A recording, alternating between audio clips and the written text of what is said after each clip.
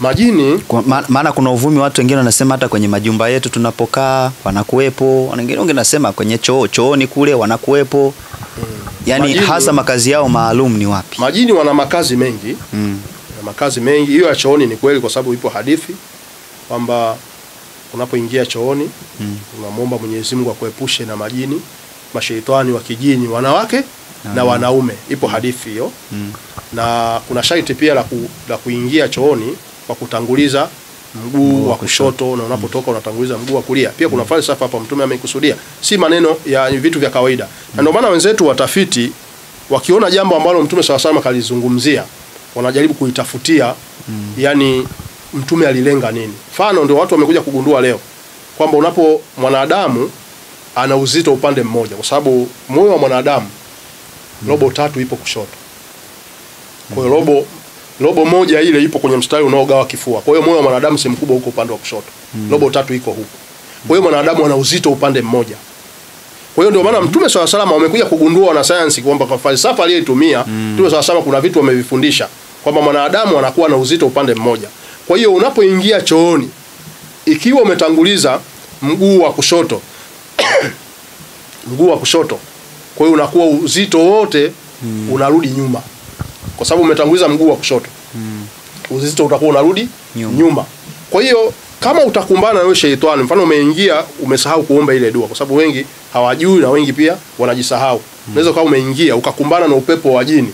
Yule yawe mwanamke au mwanaume ambaye yuko chooni. Yeye anatoka au unaingia mkakumbana pale mlangoni. Akikukumba na ule upepo wake, kwa sababu madhara makubwa ambayo na hata hivi ninavyozungumza leo kuna mama mmoja amezikwa, alianguka chooni. Tena taarifa wakati nakuja hapa studio kwenye daladala kuna na hisi huyo ni dereva wa daladala, mke wake ndo amefariki kwa tukio kama hilo la kuanguka chooni. Mtu anapoanguka chooni kwa kuangushwa na sheitani, yule jini anakuwa na nguvu kubwa sana. Kwa hiyo madhara yanayopatikana ni makubwa. Kama hata wahiwa kwa dua, tena hii ndio tunawafundisha watu kwamba ikitokea mtu amepata madhara ya kuanguka chooni, kabla ya kupeleka hospitalini asomewe dua. Ndio apeleke hospitalini. Lakini bila hivyo anaweza akapelekwa hospitalini akachoma sindano, madhara yakawa ni makubwa na anaweza asipone. Na kama atapona anaweza akawa kaparalyze akapata madhara makubwa.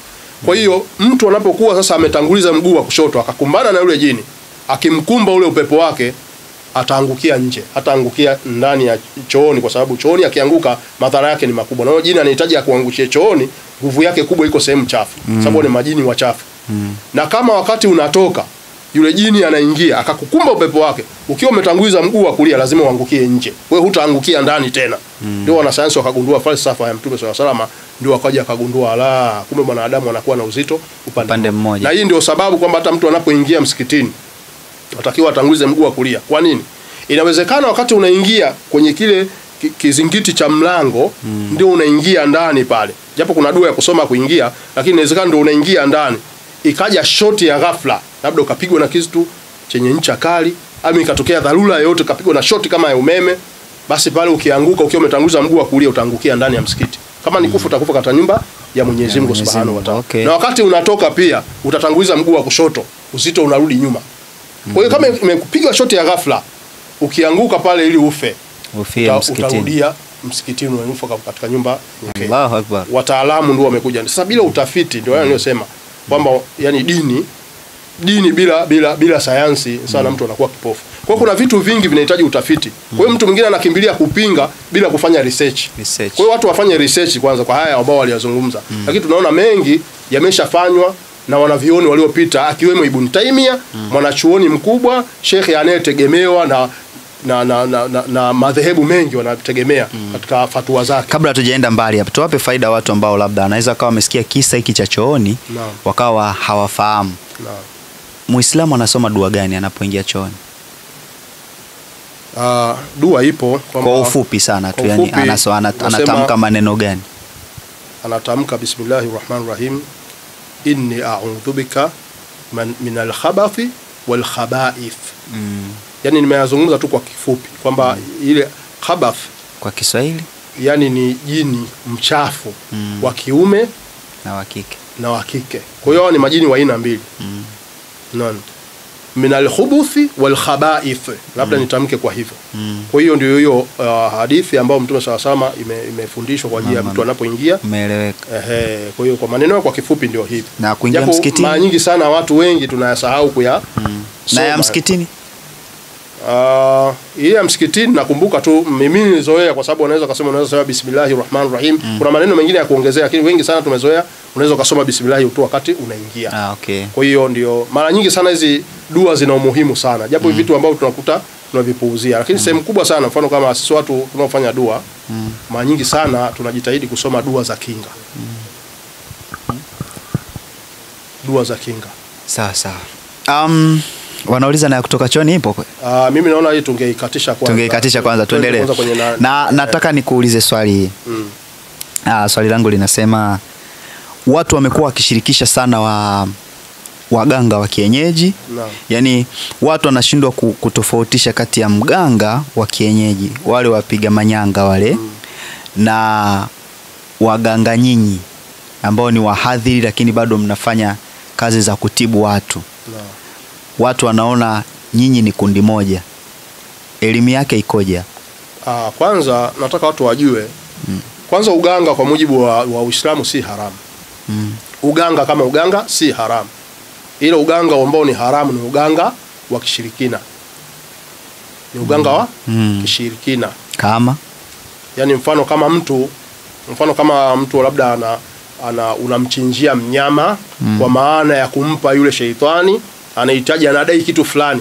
Bwana mimi siwezi kutoka mpaka hapa nipate damu ya mbuzi au ya kondoo au ya ng'ombe, na wewe ukamchinjia yule mnyama kwa kumridhisha ili atoke. Huu ni ushirikina. Lakini kuchinja mnyama kwa maana ya sadaka si haramu, ila kumchinjia kwa lengo la mizimu, lengo sio ya nini, hiyo ndio inakuwa. Yaani anachinjwa mbuzi au ng'ombe au kondoo alafu linatupwa huko. Linatupwa huko. Kwa hiyo au mhanga wanasema. Kwa hiyo hii ndio ushirikina na mambo mengine ambayo ya kumshirikisha Mwenyezi Mungu. Lakini kuna tofauti kwamba kwa sababu kuna mtu mwingine anasema kwa nini usimuombe Mungu tu? Hapana, dawa zipo. Kwa hiyo dawa kutumia zipo, kwa sababu dawa ni sababu. Ila mponyeshaji anabaki kuwa Mwenyezi Mungu. Kwa sababu kama mtu hata kuna hizo dawa za hospitalini za kizungu, mfano kama Panado. Unaona? Kuna mtu mwingine, yani Panado inaweza kukuingiza kwenye ushiriki vipi?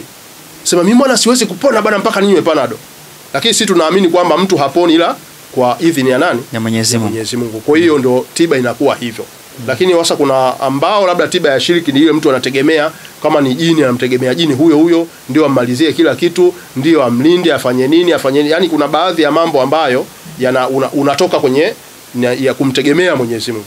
Kwa hiyo haya ndio ambao yamekatazwa. Na ndio maana hata Dr. Sule kuna baadhi ya maneno ambayo alikuwa anaambiwa kwamba ukimtumia jini bila kumshirikisha Mwenyezi Mungu, bila yani kufanya jambo ambalo la kumchukiza Mwenyezi Mungu, kufanya haramu, kufanya maonevu au yani kufanya uasi kupitia majini, hiyo ni haramu. Na ndio maana mwenyewe akajikita sana kukutumia majini waliokuwa wema. Kwa hiyo kutumia mfano mashaitani, wale kuwategemea mashaitani, kwa sababu kuna mganga mwingine yeye akifika yeye anapandisha. Anapiga ramli kwamba hapa ni hivi. Na ndio maana ukija kwa daktari hapa, yeye anajua wewe unaugua nini, anakupa karatasi ile na maswali, zile dalili zote za maradhi unapewa pale. Kwa hiyo unazisoma, yeye apige ramli. Kwa hiyo anajua bwana mimi nina kawaida nikiota, naota mjamzito kama ni mwanamke, naota nimejifungua, naota si niko na mume, nimeolewa, kwa dalili anajua huyu ana majini mahaba. Kuna mwingine anaota kwenye ndoto akiangalia anajua kwamba kuota unakula kwenye sherehe makundi ya watu, anajua huyu amelishwa uchawi. Kwa hiyo kuna dalili kama hizo. Naota naokota pesa, nafanyaje? Naota anajua kabisa huyu ana manuksi, huyu ana nini na nini. Kwa hiyo kuna dalili unajua kwa dalili, kwa sababu hizo dalili pia zimefundishwa. Kwa hiyo ndio vitu kama hivyo. Kwa hiyo uganga wa kishirikina ni tofauti. Siwezi nikatoa majibu ya pamoja kwamba nyinyi wahadhiri, kwa sababu tuko wengi. Sijajua kwa wengine kama wanatibu kisheria au wanafanya hivi, lakini kimsingi ni kwamba sisi tunatibu kwa kusoma aya za Qur'ani kwa maana ya ruqya. Kwa hiyo ruqya inaposomwa, na ndio maana nashangaa kwamba nitoa kisa majuzi kidogo kwamba hata mimi nishawahi kuwatumia majini, lakini watumia kwa njia gani? Kuna siku moja niliwahi kuletewa mgonjwa.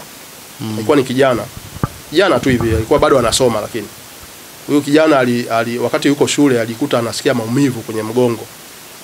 Yale maumivu yalikuwa ni makali sana. Kwa hiyo akajaribu kupeleka hospitalini, tiba za hospitali na nini, wakapigwa ultrasound kuangalia tatizo gani, halionekani. Lakini maumivu hawezi kulala mpaka shule ikabidi apewe ruksa kwanza. Sasa baada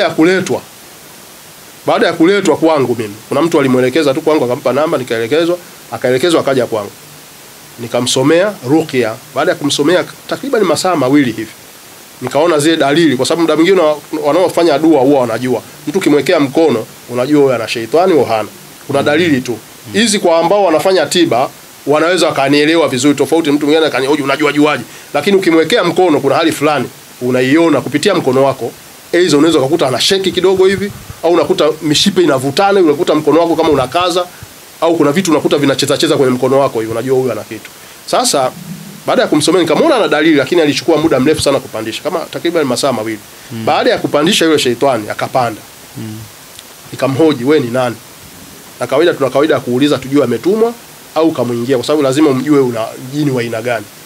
Unaona, kuna mwingine anakuwa hajatumwa. Nilipomuuliza, wewe umetumwa, kwa nini umemuingia? Akasema mimi sijatumwa. Kwa hiyo umemuingia kwa sababu gani? Akatoa sababu, akasema bwana, mimi amenichokoza huyu.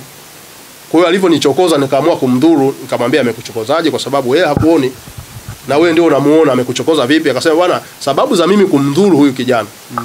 Kuna siku mimi niko na mwanangu na mtoto wa takriban miezi 3. Yule mwanangu wakati nimembeba, kuna sehemu nilikuwa napita naye tu mtaani. Wakati napita naye nikakutana na majini wenzangu, lakini mtoto akawa anang'ang'ania ashuke chini, akae chini au atambaye kwa sababu bado mdogo. Sasa wakati analazimisha kushuka, wakati nasalimiana na majini wenzangu, nilimwekea mgongo, mtoto kashuka chini. Lakini sehemu tuliokuepo ni kijiweni, yani kijiwe cha masela tu kawaida binadamu. Lakini kulikuwa hakuna watu, pako wazi tu pale, na maana watu walikuwa wametawanyika. Sasa wakati yule mtoto anashuka, anadai yule jini sasa, anaongea yuko kwenye kichwa cha mtu.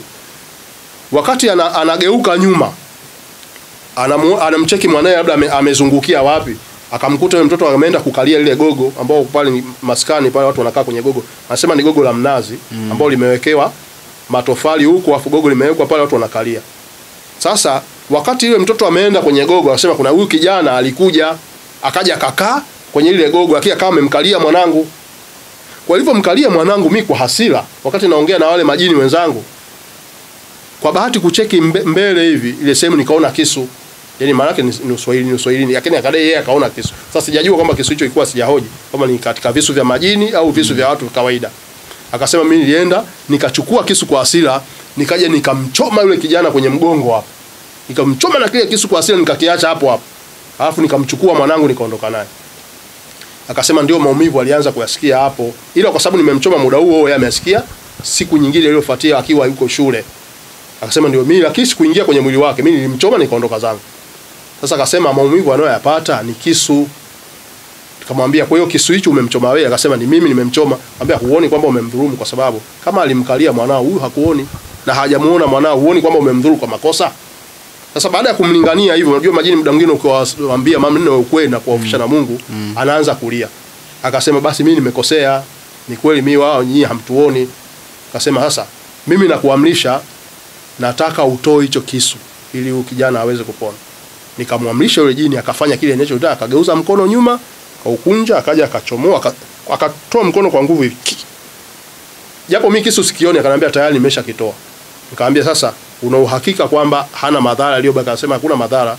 Baada ya kumfanyia dua, kama kuna dawa zote za kuchua mpe, baada ya hapo atakuwa salama. Na baada ya kuchomolewa kile kisu, baada ya yule kijana kabla hajatoka pale, asema maumivu yanaanza kupungua.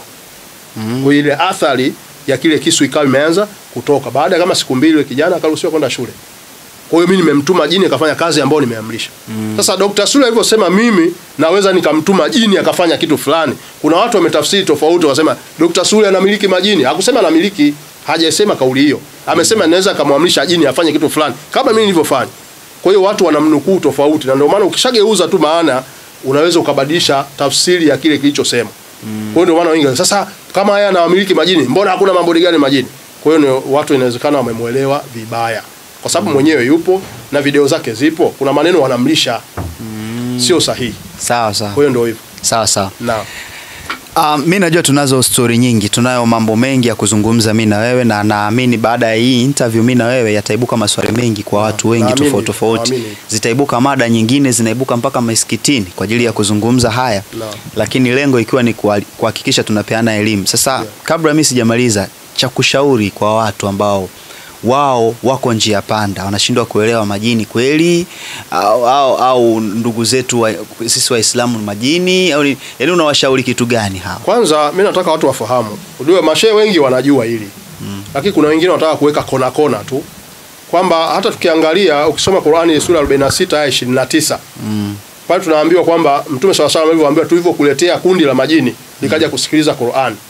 Tena tunaambiwa kwenye hizi aya Mtume SAW mwenyewe alithibitisha kwa mujibu wa hadithi kwamba wakati wanafikishiwa ujumbe hasa katika fabi ai ala rabbikum atkadhiban, ilivyofikia aya hizo kwamba ni ipi neema ya Mola wenu mnaoikanusha, Mtume SAW anasema ndugu zenu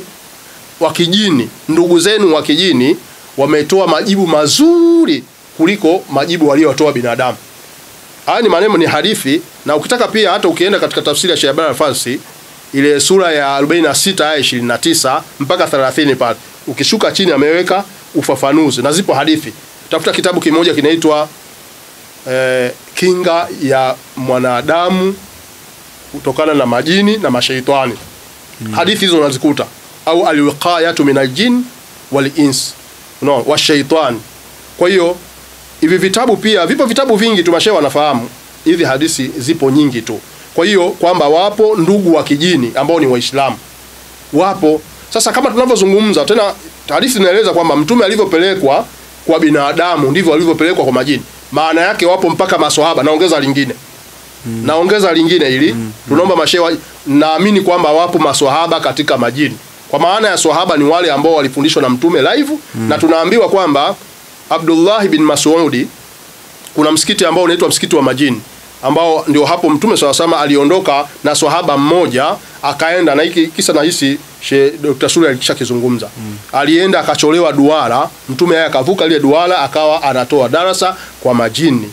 Na hata baadhi ya hadithi ambao mpokezi ndio huyo Abdullah ibn Mas'ud anasema Mtume SAW kama alivyopelekwa kwa binadamu ndivyo alivyopelekwa kwa nani? Kwa majini. Manake wapo maswahaba miongoni mwa maswahaba katika majini, kwa sababu sifa yao ni moja. Na ndio maana nilinukuu aya ya sura 55:46 Mwenyezi Mungu Subhanahu wa Ta'ala alivyokuwa anawaambia majini, walman khafa maqama rabbih jannatani fabi ai ala rabbikum atkadhiban, kwamba wale ambao wanamhofu Mwenyezi Mungu wakuogopa kusimamishwa mbele ya Mwenyezi Mungu Subhanahu wa Ta'ala, basi Mwenyezi Mungu hao atawalipa bustani mbili, fabi ai ala rabbikum atkadhiban. Ndio hapo Mtume SAW tunaambiwa kwamba hapo walijibu majibu yalikuwa mazuri, tena majawabu sahihi kuliko binadamu walivyo. Wakasema sisi hakuna neema yako hata moja tunayoikanusha wewe Mwenyezi Mungu. Kwa hiyo hawa wameamini haiwezekani majini wema kama hawa wampoteze Muislamu, haiwezekani. Kwa hiyo kwa maneno pia Ibn Taymiyyah tunakubaliana. Sisi msimamo wangu mimi na Dr. Sula aliyoeleza, msimamo wangu tumesimamia kwa Ibn Taymiyyah ambaye yeye amejuzisha kuwatumia majini. Tuko msimamo wetu uko hapa. Sasa ili ionekane si ni shirki, aanze huyo baba mkubwa. Aanze Ibn Taymiyyah kwanza. Kama kuvaa vitu ambavyo inaonekana shirki, kuna watu wanasema kuvaa hizi shirki. Ibn Taymiyyah mpaka amekufa nayo. Tena ilikuwa ina kito cha zinki. Nimetaja kitabu Al-Uqudu Duria ukurasa wa 293. Watu waende wakasome. Kwa hiyo kuna watu wamekurupuka hiyo shirki. Kuna watu wanaona ni jambo la kwanza. Lakini kumbe Sule kuna vitu Dr. Sule amevisoma huko nyuma. Sasa anaonekana yeye kazua. Unajua kitu ukiwa ukijui, wewe ndio unaona ndio cha kwanza kimeanzia. Kumbe huko tayari wanaviona. Sasa mimi nilichokuwa naomba tu mashehe zetu ambao wameingilia hii mijadala, pia naomba waendelee kutusomea vitabu, watutafsirie vizuri. Ili sionekane Dr. Sule kaanzisha shiriki, kwanza afuate kwanza Ibn Taymiyyah kwanza huko. Fatwa zake ziwekwe wazi, ndio tutajua kwamba mwenye kosa hapa nani. Ni huyu ambaye amenukuu akachukua msimamo wa Ibn Taymiyyah au Ibn Taymiyyah mwenyewe. Maana kama ni shiriki basi ameanza huyo bwana mkubwa huyo, Sheikh al-Islami huyo Ibn Taymiyyah. Kwa hiyo naomba hili kwanza na watu wajue kwamba wasikurupuke tu kumtoa mtu katika Uislamu. Huyo ni mshirikina huyo. Huyo mshirikina ni motoni. Yaani mtu anamuingiza mtu moto, utazani kwenye moto kuna kuni zake kachaingia kule. Yaani utazani kwenye ule moto wa jahannam, na yeye kuna alimwambia Mungu kuni zangu hizo kwa ajili ya kuwachomea watu. Kuna watu wanatoa nje watu wa Uislamu, lakini kwa sababu ya chuki, fitina, sengine ni jazba tu. Lakini kitu kingine nimalizie. Kuna mtu fulani aliwahi kunipigia simu akaniambia, bwana, kuna mtu anasema katika wahadhiri hakuna aliyesoma yote, hakuna mwanachuoni. Tunao wanachuoni bwana. Tena ukiacha darasa hili la secular, tushapata mpaka maprofesa. Tena mfano mimi niko katika taasisi ya Al-Maldi. Tulikuwa na ni Profesa Uthman Matata. Yule ni profesa wa kusoma. Ameishi Uingereza zaidi ya miaka 30. Ni profesa na alikuwa mhadhiri mkubwa. Na alikuwa ni